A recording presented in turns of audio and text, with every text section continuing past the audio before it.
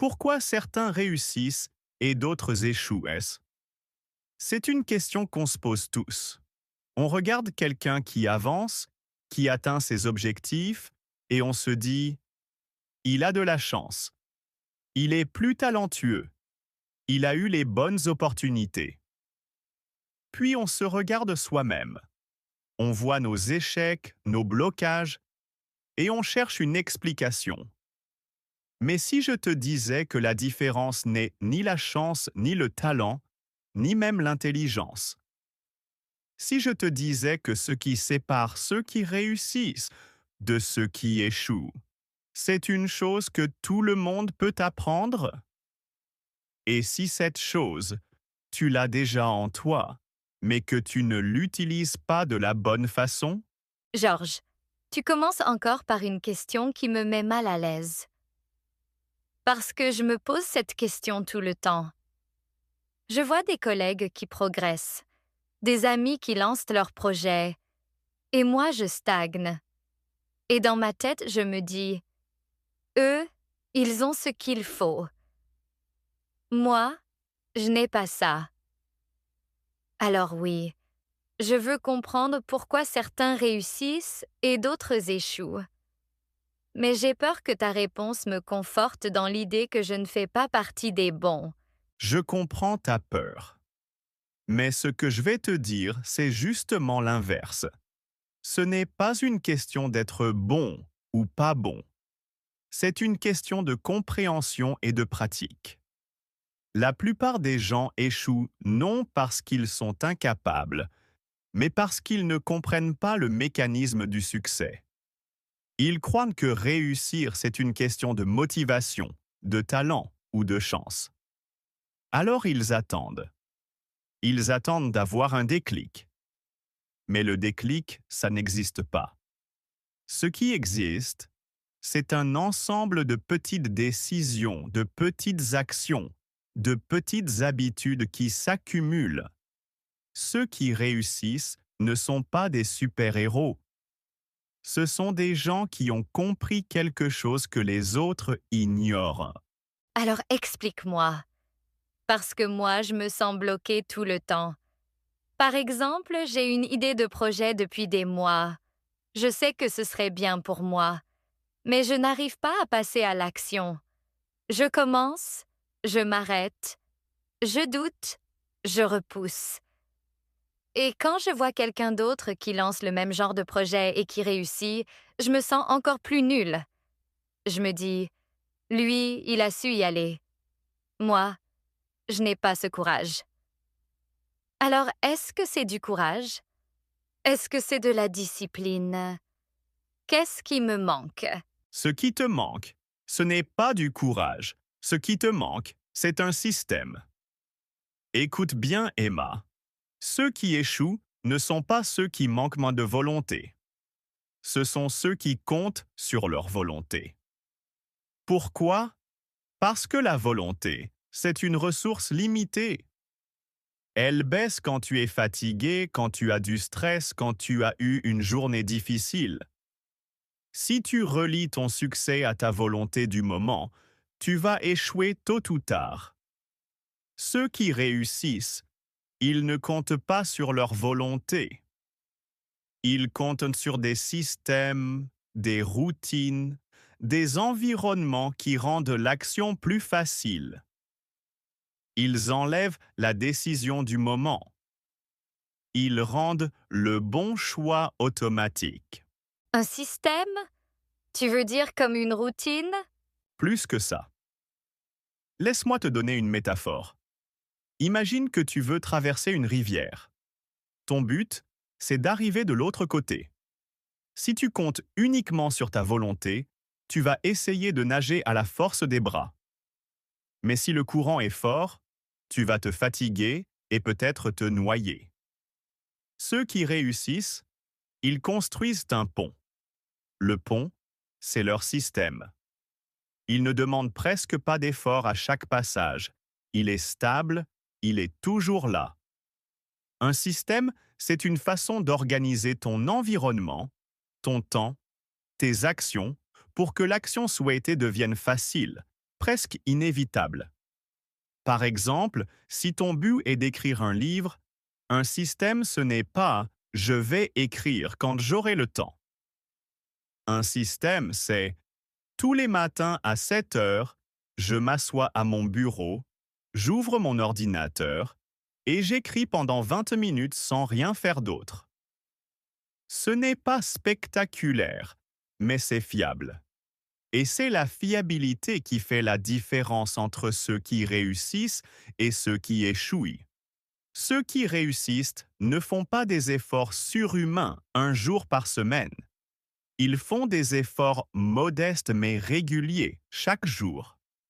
Et ces petits efforts s'additionnent jusqu'à créer un résultat énorme. Mais moi, j'attends souvent d'être motivée.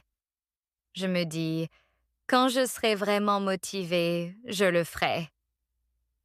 Et parfois, la motivation arrive. Je travaille beaucoup un jour ou deux, puis elle repart.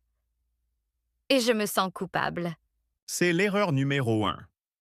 Croire que la motivation est le moteur du succès. La motivation, c'est comme une vague. Elle monte, elle descend. Si tu ne fais que ce qui est motivant, tu ne feras jamais rien de durable. Ceux qui réussissent, ils agissent même quand ils n'ont pas envie. Pas parce qu'ils sont des machines, mais parce qu'ils ont mis en place un système qui ne dépend pas de leur envie du moment. Ils ont compris que la discipline, ce n'est pas une question de se forcer tout le temps. La discipline, c'est de créer des conditions où il est plus facile de faire ce qu'il faut que de ne pas le faire. Tony Robbins dit quelque chose de très juste. Ce n'est pas le manque de ressources, c'est le manque de resourcefulness qui fait échouer. La resourcefulness, c'est la capacité à trouver des moyens, à s'adapter, à créer des conditions favorables. Ceux qui échouent restent bloqués sur ce qu'ils n'ont pas. Ceux qui réussissent utilisent ce qu'ils ont pour avancer. Tu as parlé d'environnement. Est-ce que c'est vraiment important? Essentiel. Il y a une étude célèbre qui a montré que les gens qui veulent manger plus sainement ne changent pas vraiment leurs habitudes en se disant ⁇ Je vais mieux manger ⁇ Ils changent quand ils réorganisent leur cuisine. Ils mettent les fruits à la vue, ils cachent les biscuits dans un placard difficile à atteindre. L'environnement rend l'action facile ou difficile. Ceux qui réussissent ne comptent pas sur leur volonté pour résister à la tentation. Ils rendent la tentation moins accessible et l'action souhaitée plus accessible. Il y a aussi la neuroplasticité dont on a déjà parlé. Chaque fois que tu répètes une action, ton cerveau crée un chemin. Plus tu répètes, plus le chemin devient automatique.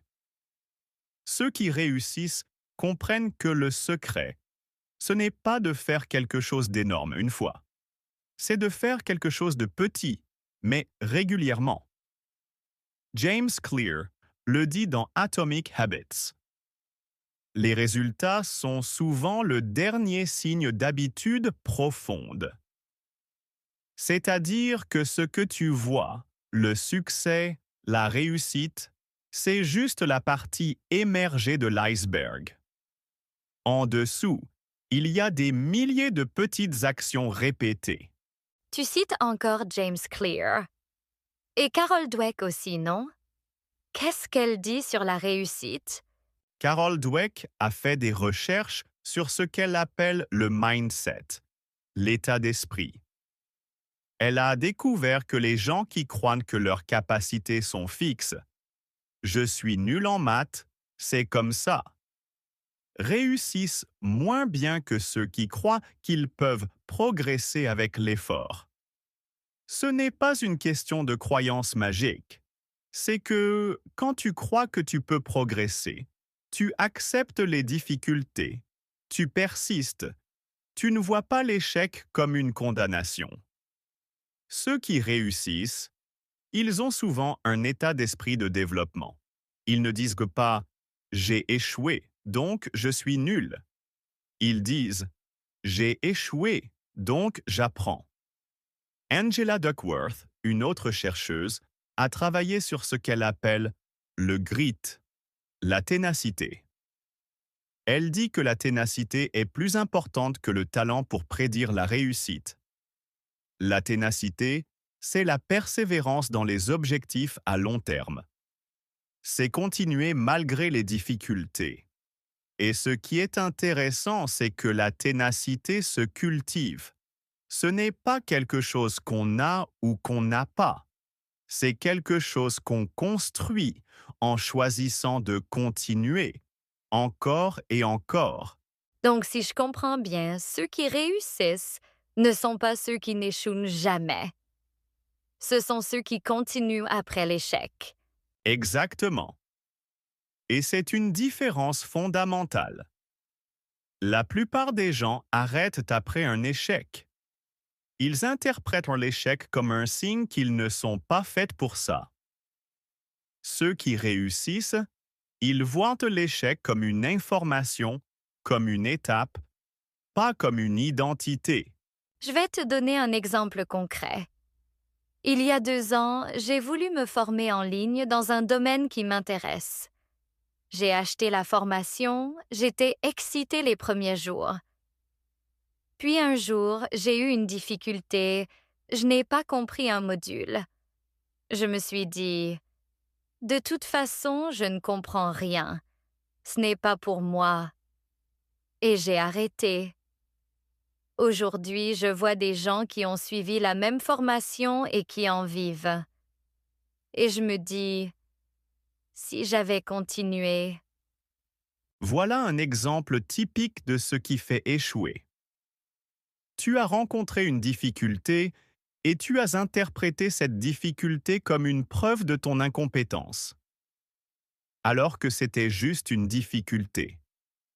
Ceux qui ont réussi, ils ont rencontré la même difficulté ou d'autres, mais ils ont cherché une solution.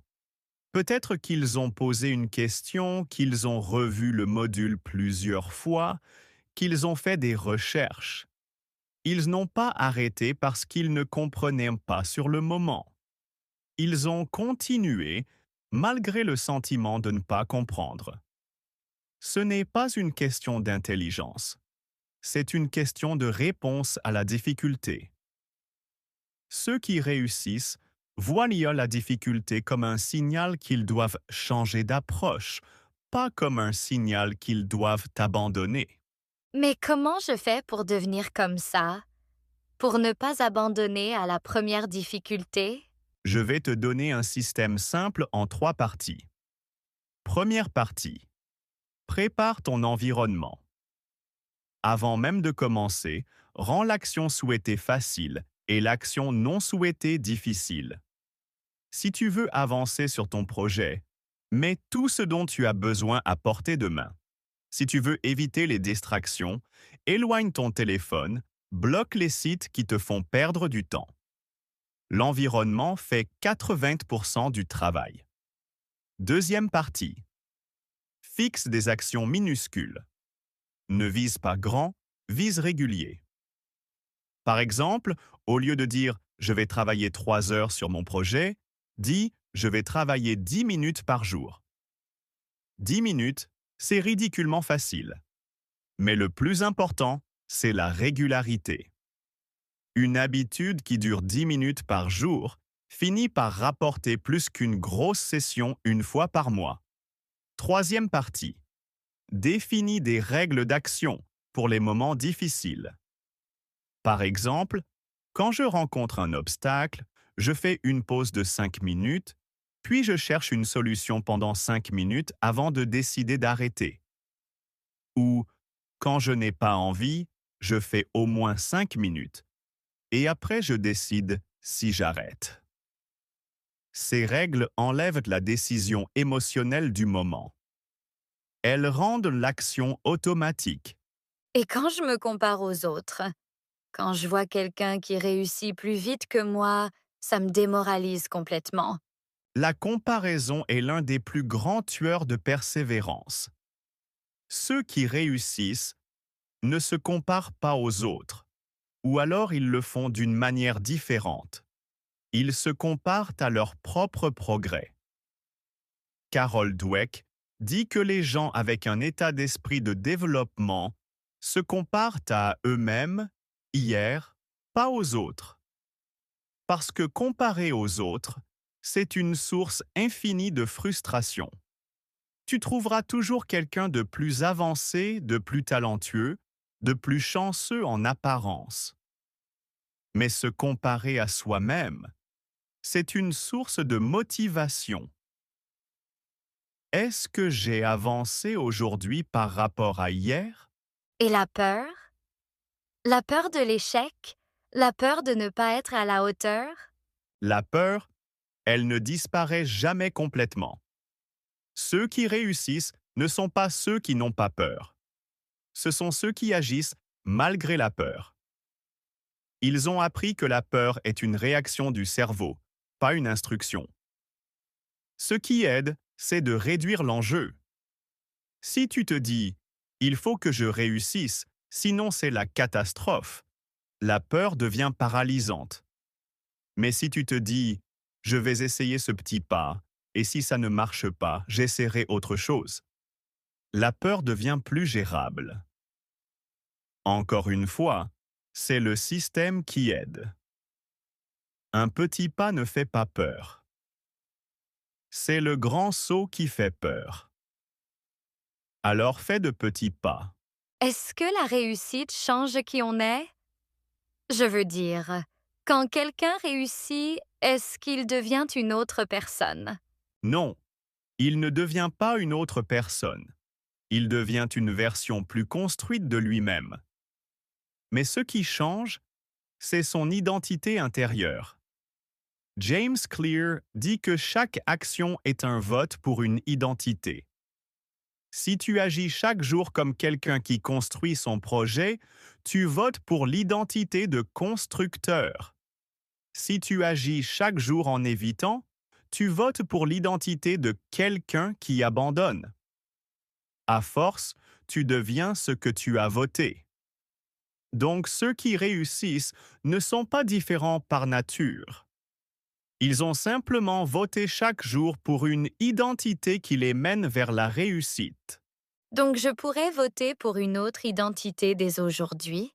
Absolument. En faisant une petite action, tu votes pour une nouvelle identité. Ce n'est pas une question de grand changement du jour au lendemain. C'est une question d'accumulation. Un vote, ça ne change rien. Mais des milliers de votes, ça change tout. Ceux qui échouent, ils arrêtent de voter. Ceux qui réussissent, ils continuent à voter, même quand le résultat n'est pas encore visible, parce qu'ils savent que les résultats viennent après, longtemps après. Georges, je crois que je comprends enfin. Ce n'est pas une question de talent ou de chance. C'est une question de ce qu'on fait, régulièrement, même quand c'est difficile. Ceux qui réussissent, ils ont une vision, mais surtout ils ont un système. Ils ne comptent pas sur la motivation. Ils créent des conditions. Ils persistent après l'échec. Ils se comparent à eux-mêmes, pas aux autres. Oui, et retiens cette phrase, Emma. Ce n'est pas la volonté qui fait réussir, c'est la constance. Ce n'est pas l'intensité d'un jour, c'est la répétition des jours. Ceux qui réussissent ne sont pas des gens exceptionnels. Ce sont des gens ordinaires, qui font des choses ordinaires, mais qui les font de façon extraordinairement régulière. Donc, si je veux réussir, je dois arrêter d'attendre le grand déclic et commencer à construire mon système dès aujourd'hui. Exactement. Commence par une toute petite action, et demain, une autre. Et dans un an, tu ne seras plus celle qui se demandait pourquoi certains réussissent et d'autres échouent. Tu seras celle qui a réussi, tout simplement parce que tu n'as pas arrêté. Et c'est tout pour l'épisode d'aujourd'hui. Merci beaucoup d'avoir écouté. Si vous avez aimé cet épisode et appris quelque chose de nouveau, n'oubliez pas d'appuyer sur le bouton like et de vous abonner à la chaîne. Votre soutien nous aide à créer des leçons encore plus utiles pour vous. Restez motivés, continuez à pratiquer, et on se retrouve dans le prochain épisode. À bientôt!